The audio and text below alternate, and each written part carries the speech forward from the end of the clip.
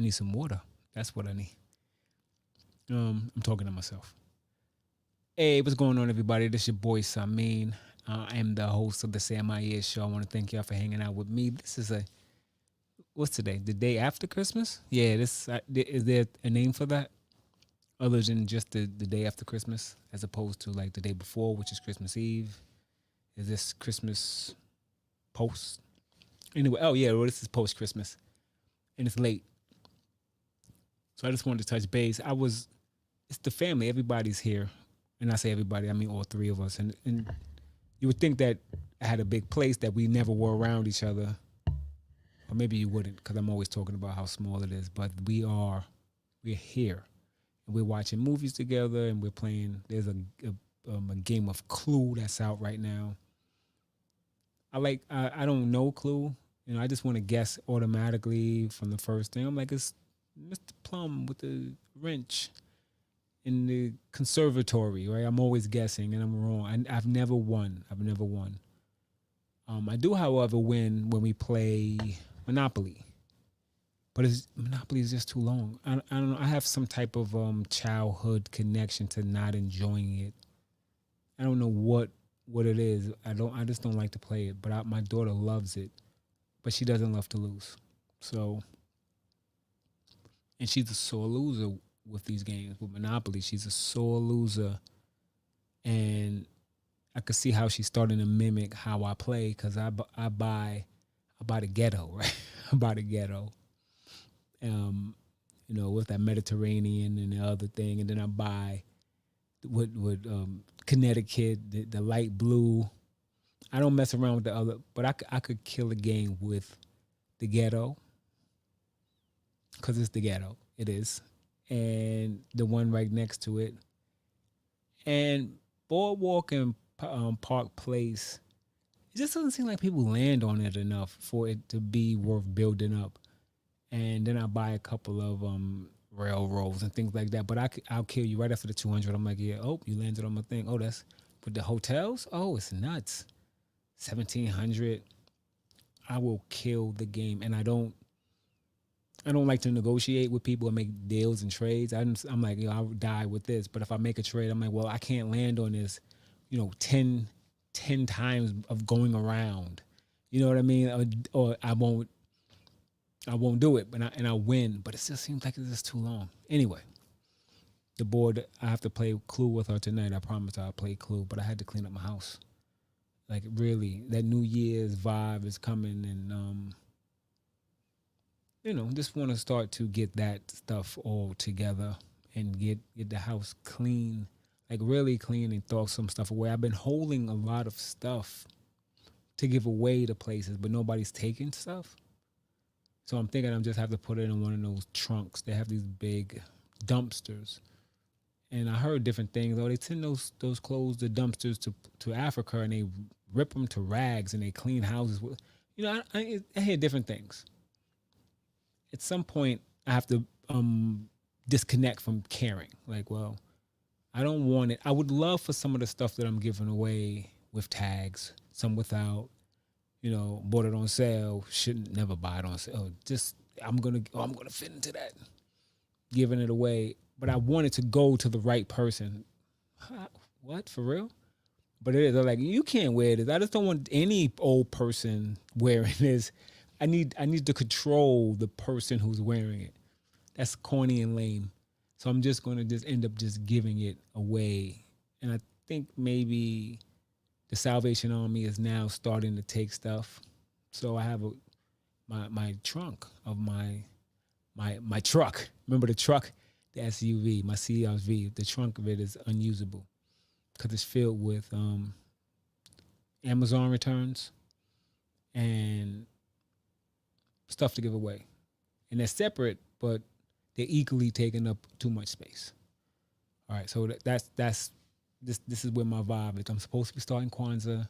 I couldn't get the candles. I don't know where to get the candles. Amazon's like, what? Kwanzaa candles? Oh, we'll give them to you in like 2 weeks. Kwanzaa candles. I need the candles. So I have the candle holder. I got it from Etsy. It's beautiful. I'll show it. I don't feel like getting it. It's beautiful. It just needs the candles. So I don't know. This was a out of the blue attempt to do it, and I have not succeeded. See, I didn't want to say I failed. I have not succeeded, but it's not over. It's 7 days, so maybe I'll catch up in the third day or something. I'm not certain. I'm feeling like it's not going to happen this year. But since I've invested in this beautiful candle holder,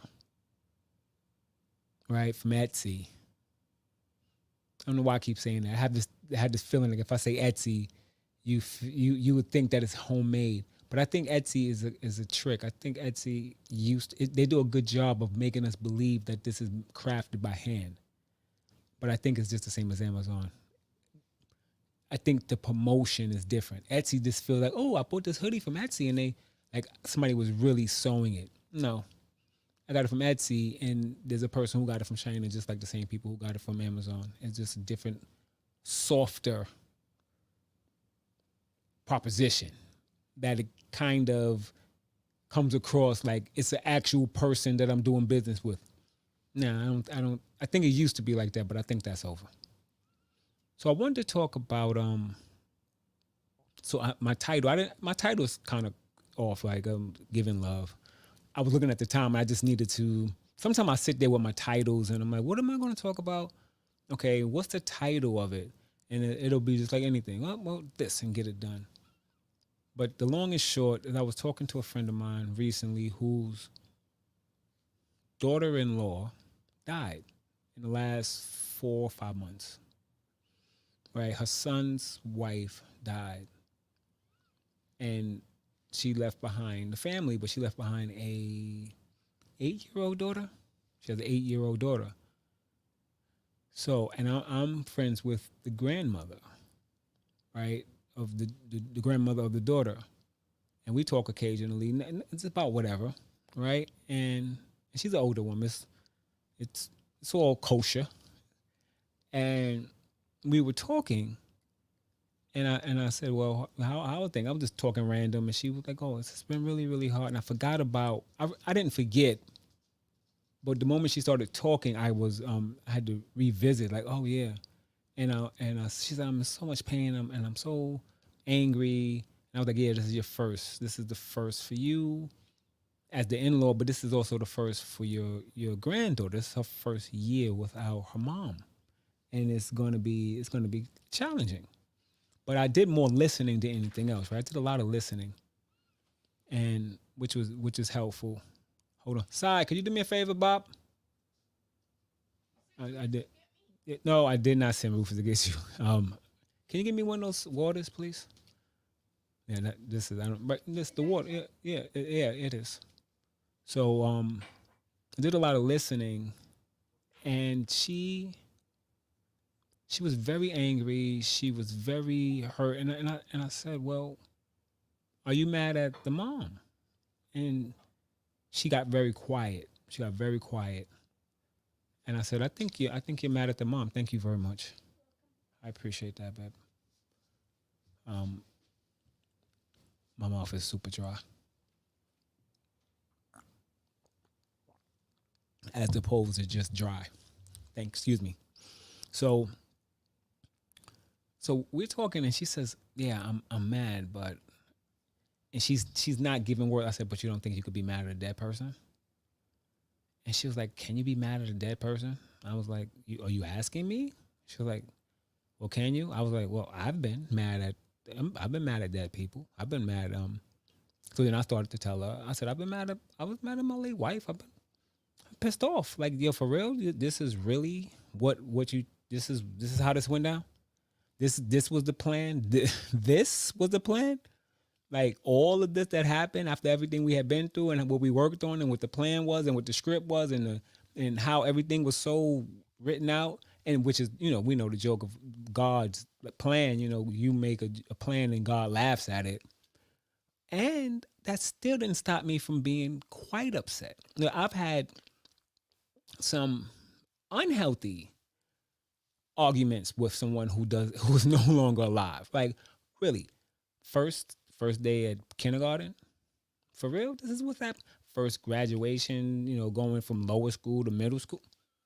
those are the things. These are the plans. These are the conversations we talked about. We had the visions. We actually planned outfits and things like that. And for real, I can do it like very eloquent, like, oh wow, that's really disappointing. No, for real. And I have had arguments to trembling of this, like I could headbutt something, right? With somebody who has been not on this earth for over 8 years. So, I told her, right? I don't talk about that. I don't. I mean, I've mentioned that here, but I don't talk. That's not in my common conversation. So she said. So then she went in and how angry she was and how could she leave, and it was almost like she got into her stuff. I don't want to start taking her inventory or really telling her business, but it was not that that even matters. You don't know her and you won't. But she was just really, really upset. And then that brought up, we had this whole conversation about death and grieving. And then that opened up a conversation, and it opened up a conversation of grieving. And I shared about, well, I didn't grieve properly. I grieved how I grieved, but I grieved like a man, right? I mean, and that's just it. I am a man, so I grieved the best way that I knew. And there wasn't I didn't know how to do it. I got into a relationship very quickly after. Like I didn't have like a year of resting. I did grow my beard. I grew my beard for 8 years. My beard. This is like my second time growing my beard in the last couple of months. But my beard. I was going after Rick Rubin, and not Rick Ross. Rick Rubin, and I she after she passed away, I didn't cut my hair again, and until this COVID where I couldn't get to a barber, and it just started. I started to look, as my daughter would say, like a hobo. So that was it. But I didn't physically. I didn't stop. I didn't give my body a rest. I didn't give my heart a rest. I had several relationships that didn't that could have been the ones, right? They all could have been the one.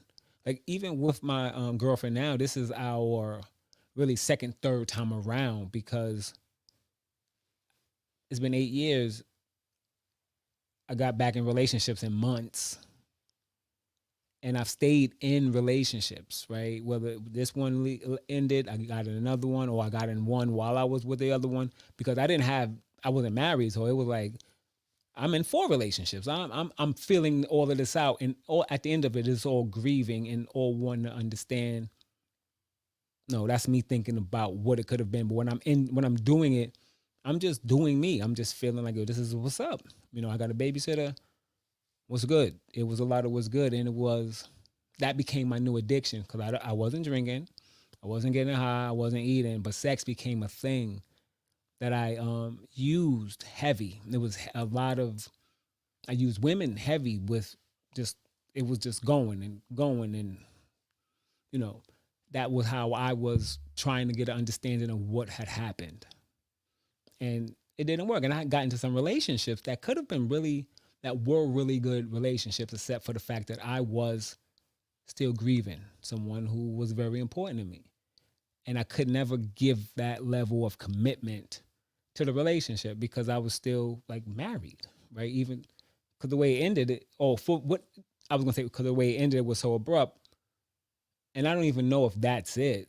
I just it was almost like, well, she's away, like she's away, and that space is a real space because I had even been in a relationship and I stayed in my same apartment in the East Village, which was my late wife's apartment initially, and woken up in the middle of the night, like, oh my God. And somebody was next to me. And it would be like, and I knew it's not like I woke up like, oh my God, somebody's next to me. It was just like somebody was next to me, and it was like, wait, did you can't be here. What are you doing here? Like what happened that has you be here in my home where my wife lives? And of course, I didn't say it, but it took me a few minutes, like legit minutes of sitting there, like, And it's like, oh yeah, that thing did happen. That happened. Not to mention what happens before that when I'm sitting there and I'm hearing keys or somebody walking with the keys down the hall and I'm expecting someone to open the door. Like those types of things happen for a while for me. Um, and that's just I don't know what that is. That's just the the habit of having a partner who lives with you that's not happening anymore. And really getting used to the new sentence I hate, the new normal, but the new routines and the new sounds and the new feeling and the new like being lonely. Like what is it about being lonely that I was so uncomfortable with that idea because I had to deal with me and it was like, oh, I don't want to deal with me. I'd much rather deal with you, take on your stuff, and this you would be was any of the relationships I was in. So I had been through a lot of that. I had experienced that, and something came while I was talking to this woman. I was thinking, how great it would have been to have a shiver, right? The shiver, from what I know of shivers, I think Jewish people do it. I think it comes from Judaism. And when somebody dies, the family comes together. They talk about the person, they talk about the memories, and the partner, the wife or the husband, doesn't do anything except for mourn and get support and love from their family community. They don't cook. I mean, of course they wash. They don't shop. They don't do anything. They just sit and they get loved up and supported for 7 days. I don't know the biblical sense of it. I don't know how it actually works. I don't know why. Even right now, while I'm talking about that, I could say I could use a shiver just right now, a random drive-by shiver. Like, I mean, yes, we're gonna take care of everything for you. Just go back and you just relax. Yeah, okay. Nothing. You do nothing. We'll take her to school. We'll bring her home. We're doing good. We'll walk the dog. Good. I could use a shiver, but just in that space of that type of an idea of taking care of a, a person in mourning, I didn't get that, right. I didn't get that reprieve. I had some people support me. I definitely did. I had people give me money. I had people cut big checks. Like, oh, that's a big check. I'm able to now like pay my rent for 2 or 3 months, like that type of check, which was definitely yes. Had people come by and give me food. They gave me food that I couldn't eat, and so it was like they think I'm on my diet is healthy. It's just a healthy diet, so they gave me like I don't even know what you call this. No, it wasn't couscous. What's that? Some kind of rice thing, and it was just all kinds of healthy products that I just can't eat.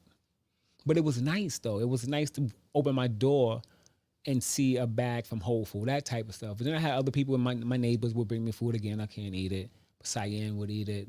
Those types of things. And like man, as far as men, I had people like dudes in my family were like, "Yo, Sonny, how long you gonna be on that grieving stuff?"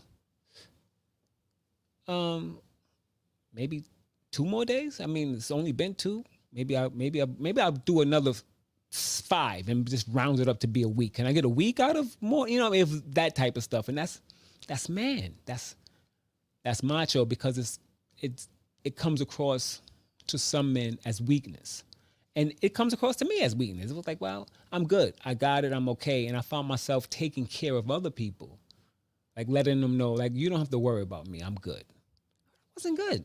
And I didn't know I wasn't good.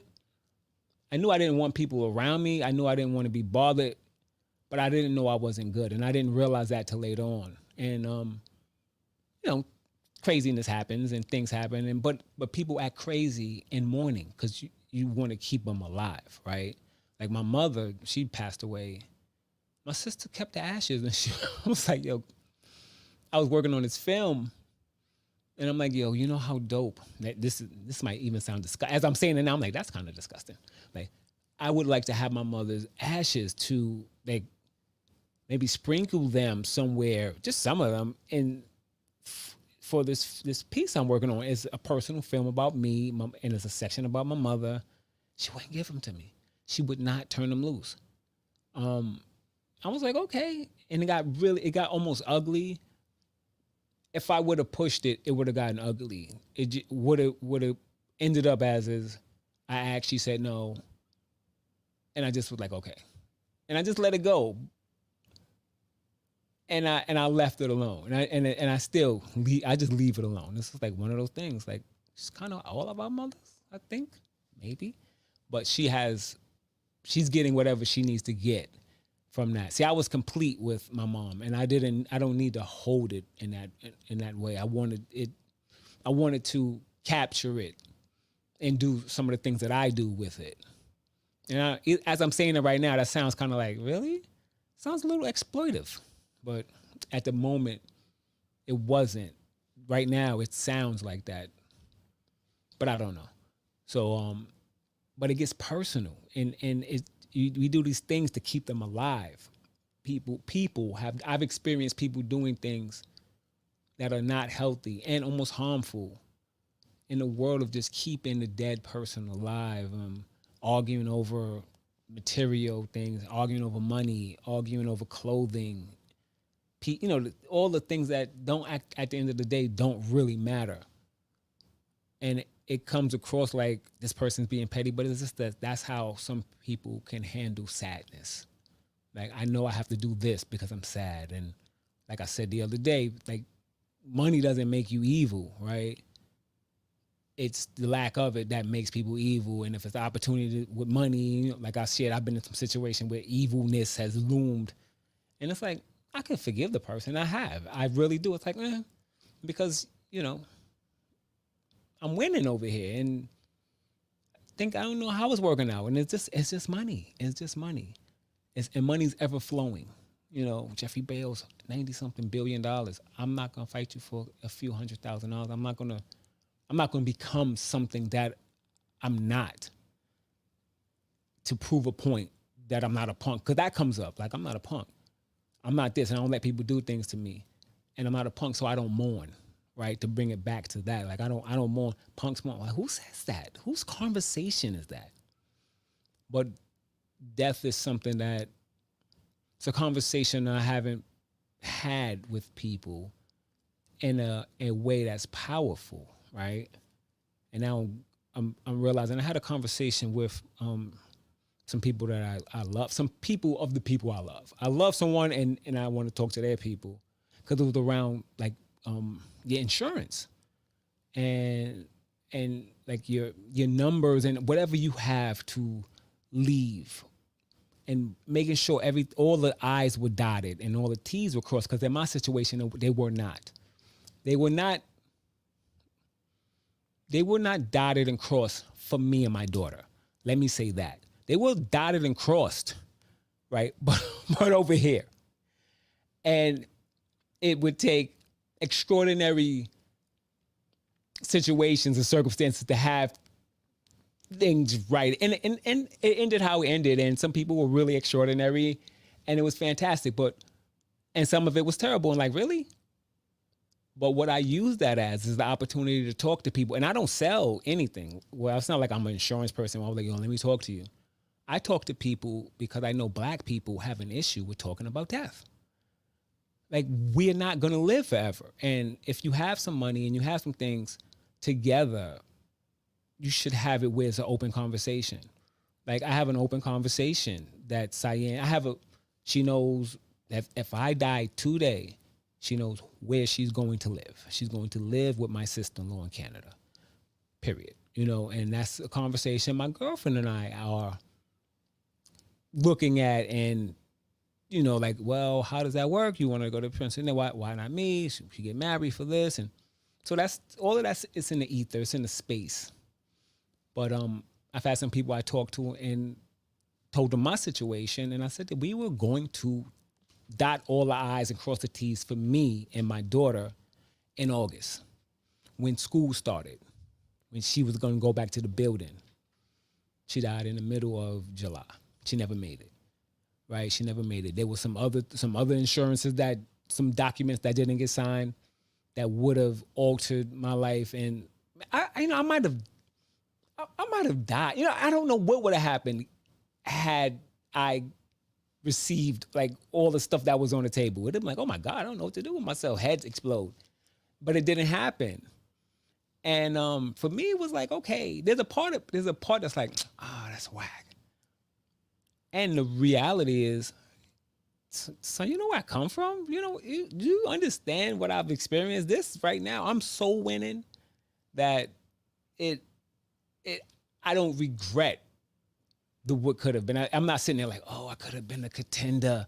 It's just like, but it's a mistake, and things that happened shouldn't have happened, and they only happened because my wife and I were not powerful with handling money. There was money always being earned. There were paintings being sold. You know, I had 2 apartments that I was getting rent from. You know, all the things. The money was, it came in high and we spent it high. It came in and we did just what I work against now. It comes in, and the moment that it's coming in, it's going directly out. And there wasn't a plan, and there was no focus, and it was like, well, I'll just sell more paintings because her paintings would be like, oh, you told her, you know, it's a big deal. But my money was consistent and small, but it was consistent, which is like, okay, this right here, every month I could control all the bills in the Con Edison and all the cell phones, and we could go out to eat, we could do some things, but every month it's the same thing. But then we had a lot of dryness, right? So I do talk to people who listen, and I listen when people talk. They're like, well, you have your insurance together? Why do I ask that? Why do I say it? I say it because I know the answer, and I get like, kind of like, it's, first of all, it's none of your business. I get that. I don't mind hearing that. And do you though? But do you? You know, I've had people say the weirdest things like, well, how do you know I'm gonna die before her? Well, maybe it's because you're 80. You know, maybe it's because you're 80. Maybe you might die before your daughter or your grand. You know, maybe. I don't know. You know, but does she know where to go and look for all the documents that she's gonna need and deal with the funeral and deal with the grieving and deal with the family? That's not what's up. That's corny. That's a corny way to leave, right?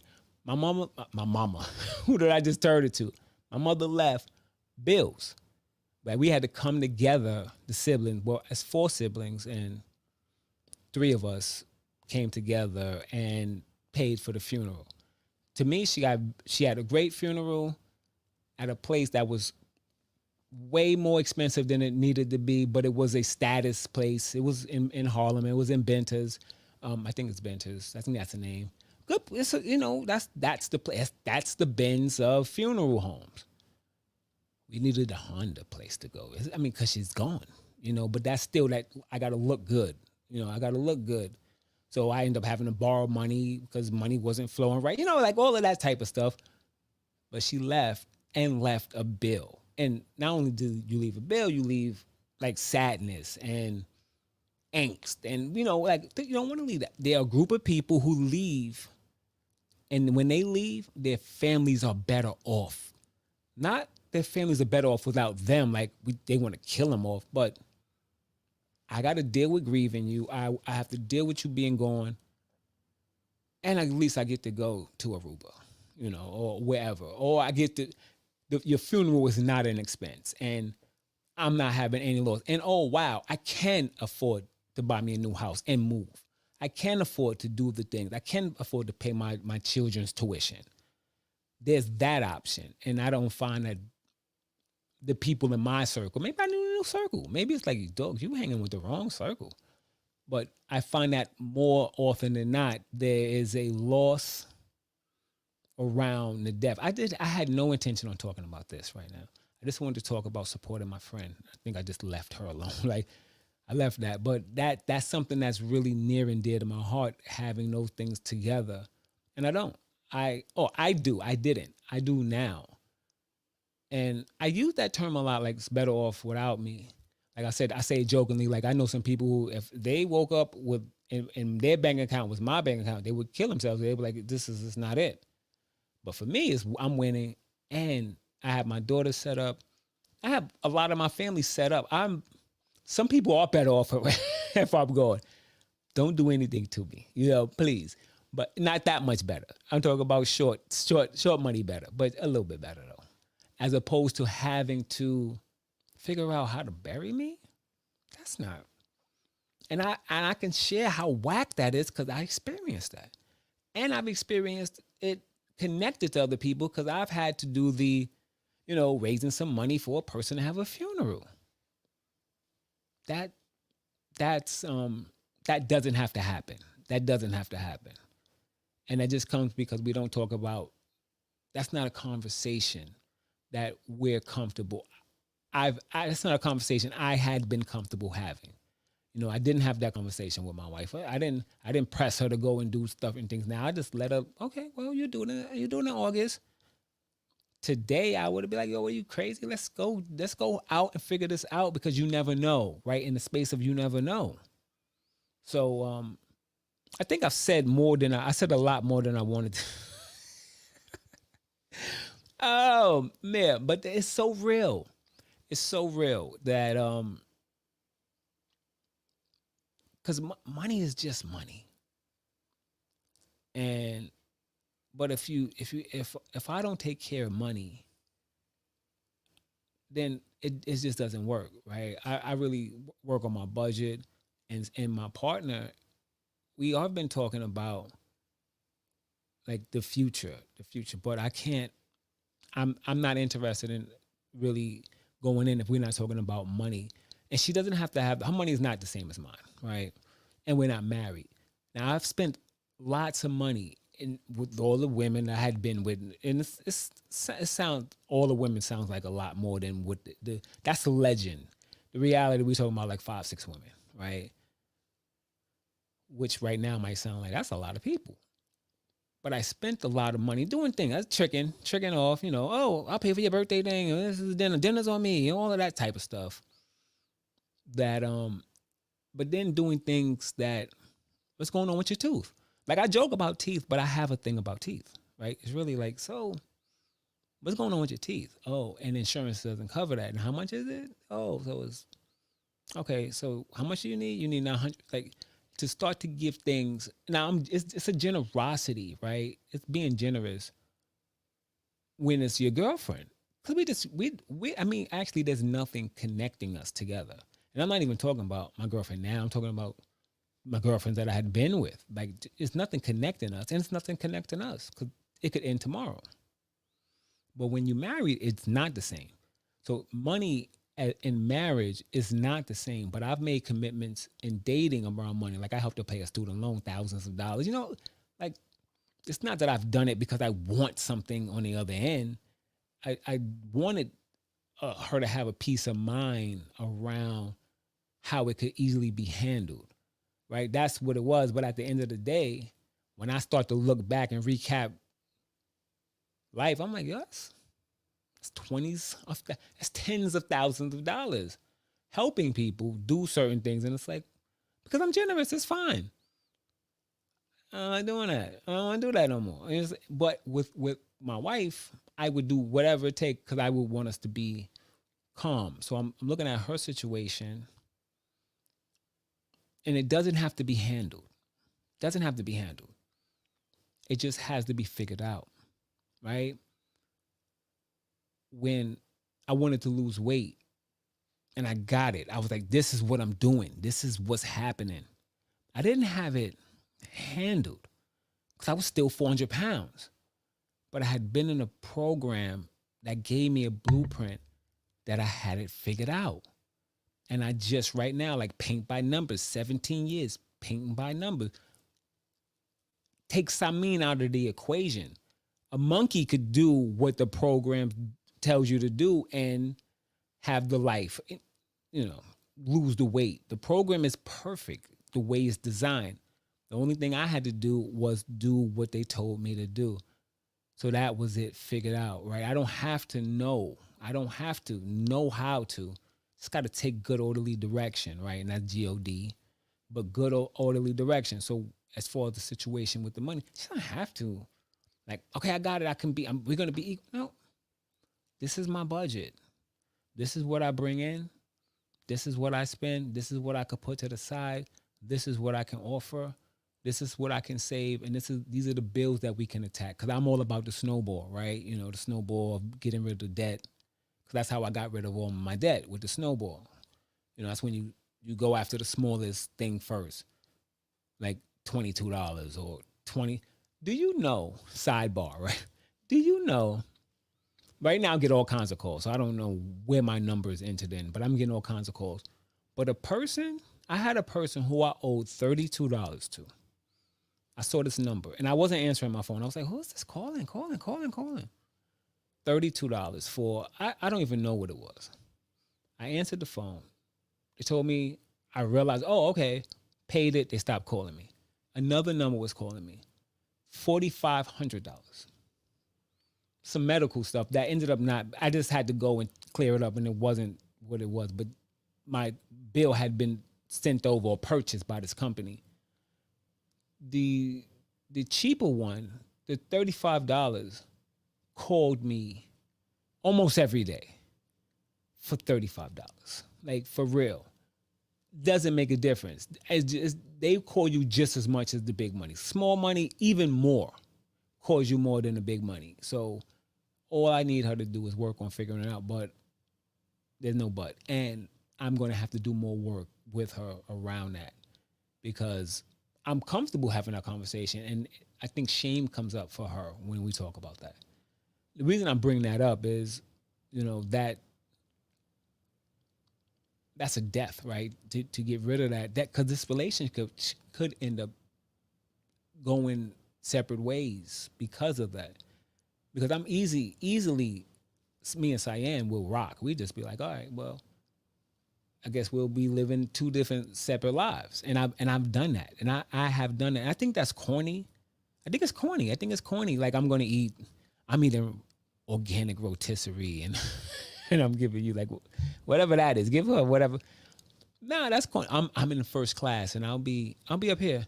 She'll be like at the wing. That's not what's up. We could sit together. Or the reality is, you're not going, which has happened. You know, Cyan and I have gone on several trips, and it's just like, well, I'm not paying for you to go. I'm not paying for you. Or what makes it even worse, she stops asking, or she'll just automatically dismiss herself, and that's petty. You know, I know it's petty on my part, and sometimes it's like, well, because I know what I've done in the past, and then it ends, and I'm sitting there like, well, that was $900 for a flight that I wish I had that $900 right now. So I'm in the space of wanting to have the difficult conversations now. And I've mentioned this before, the difficult conversations around money, because there's nothing else that's difficult for me. I'm very open. I'm very direct. I'm honest. I'm happy to talk about certain things. But money scares people. Money scares people, right? I don't know it. I'm eager to learn it. I listen to it. I listen not to money. Like, money's like, come to me. But I listen when I'm hearing people speak about it, because it's, how can you exist without it? You can't really. You really can't. And to play this, the game that people play, they play like, well, money is this, money.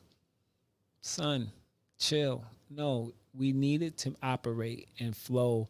And those who know money and know how to behave around it and know how to behave with it have a different experience of having it. And people like myself, who I have to work at, money comes in, I'm not going to live. Trust me, I thought I was going to die by 35 or before. I'm 46. I'm like, this is nothing. When my first advisors were talking to me about a legacy, I was like, what? Why? Well, don't you want to take care of Cyan's kids? What? I don't even know them. I won't even be around. But that's where my mind was, right? And I kid you not, I was like, no, I don't want to. Not at the cost of me enjoying something for myself right now, with the idea of thinking about somebody's kid. I don't know her kids. I don't know who she's gonna be. I don't know if I'm gonna be here. And that's a childish way of thinking, because those who are like rich now, they're rich because of things that the sacrifices people made 200 years ago. right? Like if you really think about it, no, I mean, there's lots of new money. There's lots of new money, but there's lots of old money too. There's lots of old people, old things that people have done to have money today. The sacrifices that were made then, none were made for me, and I wish that some were. No, there was zero. Nobody passed up on a sandwich, a bag of wheat, nothing. Nothing. No one sacrificed anything for the kid. But now I'm in the conversation of sacrificing, making some sacrifices for my daughter's children that she doesn't have to know about, but she will when the time comes. When I started to have her in these conversations with my financial advisor. And I told her today, and she kind of was like, "What?" I was like, "Yeah." She was a little bit annoyed, but none of that matters. Listen, I want to thank you all for hanging out with me on this late Saturday night. I was talking about a couple of things. Yeah, but I appreciate you hanging out with me. Love, love, love your daughters. New Year's coming. Take care of yourself. I got to clean out that trunk. I can't keep putting my groceries in my front seat like it's a passenger. It's really ridiculous. I'm not embarrassed yet. I think I'll be embarrassed if like a woman says like, "Wow, what's going on with your trunk?" What? What's going on with your trunk? Are you a little bit insane? I'll be like, "Well, yes. Thank you for asking." You know what I mean? It's always like I'm not going to even go into it. Thank y'all for hanging out with me. Love, love, love your daughters, right? Love, take care of yourselves. Do something really good for yourself. Do something good for yourself. And acknowledge the good things that you do. I had somebody tell me that the other day. They were like, "Samin, you got to acknowledge the good things that you do." And it was almost like, "God, what are you talking about? I don't do good things. I don't I don't do anything good. Don't." But the brain, the way I'm conditioned is it's not that I'm not satisfied, because that sounds like you would think I would be like some diesel conglomerate mastermind. No, I'm okay. I just don't take time to acknowledge and see like, this is what you've done. Acknowledge it and have gratitude for it. Acknowledge what I've done, the little things, and have gratitude for it. So I offer that to you. All right? I think that's a good idea. All right, acknowledge the little things. And it's rough. I don't know why. I don't know if that's a man thing. I don't know what that is. I don't know what that is, but I don't do it well. And I don't like when people are like, "Oh, I'm so proud of you." It's like, why? Why? Why? What are you doing that thing for? What are you proud of me for? Don't do that. And I don't know if it's because I don't want to do whatever I did again. I don't want to be responsible. I don't know what it is. It's just something. And I know that has everything to do with self-esteem and self-worth. So do that. Sit with it. Do something loving. Say something loving. Acknowledge what you've done that's really good. And I'm working on it. I've been writing it out. So then I can see it like, oh, that's real. That's a real thing that I did. Okay, I did do something. I'm not just because my mouth is terrible at times to me. Terrible. It's terrible. And I make it work, but it's just like exhausting. Like sometimes I'm like, you are with me forever, no matter what. Thanks. Yeah, I guess. Like, it's like the devil on the shoulder, and then the other one's the devil. Just like, what? Just stop talking to me. And if you're sitting there like, he has voice. He's hearing voices. I'm not going to listen to him ever again. Don't judge me. Take good care of yourself. Love, love, love your daughters. I'm going. I got to play Clue with my daughter tonight, and it's late. All right. I appreciate you for hanging out.